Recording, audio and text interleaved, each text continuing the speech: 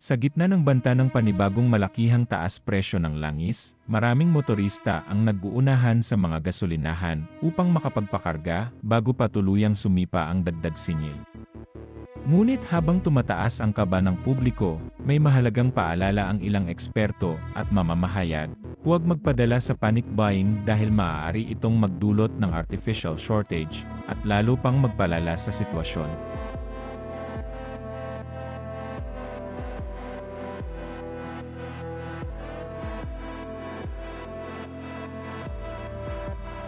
Iyan ang binigyan diin ng GMA News reporter na si Bernadette Reyes na nagbahagi ng ilang praktikal na paraan kung paano makakatipid sa gasolina, lalo na para sa mga hindi kayang magpa-full tank sa kasalukuyang mahal ng krudo.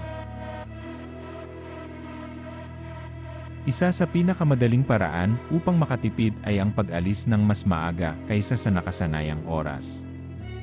Halimbawa, kung karaniwan kang umaalis ng alas 6 ng umaga papuntang trabaho, subukan umalis ng alas 5:30. Malaki ang pagkakaiba ng daloy ng trapiko sa mga oras na yon. Kapag mas maluwag ang kalsada, mas tuloy-tuloy ang takbo ng sasakyan, kaya mas kaunti ang gasolina na nagagamit at mas kaunti rin ang stress sa pagmamaneho. Mahalaga rin ang tamang pag-apak sa gas pedal. Ayon sa mga pag-aaral, kapag biglang bumibilis ang acceleration matapos ang slowdown, maaaring tumaas ang fuel consumption ng hanggang 30%. Kaya hanggat maaari, panatilihin ang steady na bilis lalo na sa highway. Bukod sa mas matipid ito sa gasolina, mas ligtas din para sa driver at mga pasahero.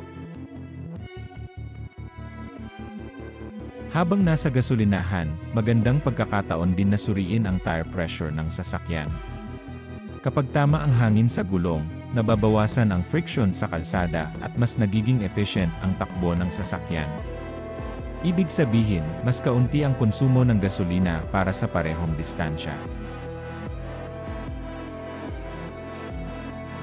Isa pang simpleng paraan para makatipid ay ang pagbabawas ng mga hindi kinakailangang gamit sa loob ng sasakyan. Maraming motorista ang may mga nakatambak na sapatos, damit, payong, o kung ano-anong gamit sa trunk na hindi naman talaga ginagamit araw-araw. Tandaan na habang mas mabigat ang sasakyan, mas maraming gasolina ang kinakain nito. Mahalaga rin ang maayos na pagpaplano ng mga biyahe.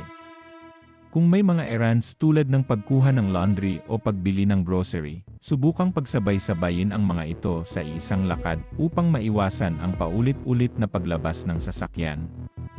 Ang simpleng pagpaplano ng ruta ay makakatipid hindi lamang sa gasolina, kundi pati sa oras. Samantala, habang abala ang publiko sa paghahanda sa pagtaas ng presyo ng langis, nagsimula na rin kumilos ang pamahalaan laban sa mga gasolinahang umano'y nagsasamantala sa sitwasyon. Naglabas ng show cause orders ang Department of Energy laban sa mahigit 50 gas stations sa buong bansa, matapos makatanggap ng mga ulat tungkol sa umano'y hoarding at biglaang pagtaas ng presyo, bago pa man ang opisyal na price adjustment. Ayon sa DOE, hindi pinapayagan ang pagtanggi sa pagbebenta ng gasolina o ang hindi makatarungang pagtaas ng presyo. Babala ng mga otoridad, maaaring humarap sa administrative o criminal charges ang mga lalabag at maaari pang makansela ang kanilang permit. Nakipag-ugnayan na rin ang Philippine National Police upang bantayan ang mahigit 14,000 gasolinahan sa buong bansa. At tiniyak na arestuhin ang sinumang mapapatunayang nagtatago ng supply upang manipulahin ang presyo. Sa gitna ng krisis sa langis, malinaw ang mensahe ng gobyerno, protektahan ang consumer at panagutin ang mga abusadong negosyante.